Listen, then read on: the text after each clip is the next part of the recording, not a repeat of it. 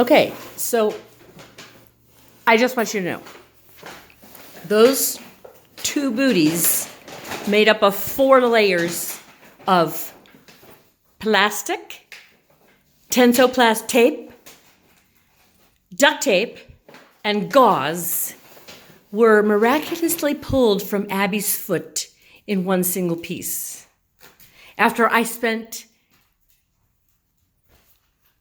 too much time putting them on her foot so that she wouldn't chew on this little tiny cut that I've mentioned before on her paw.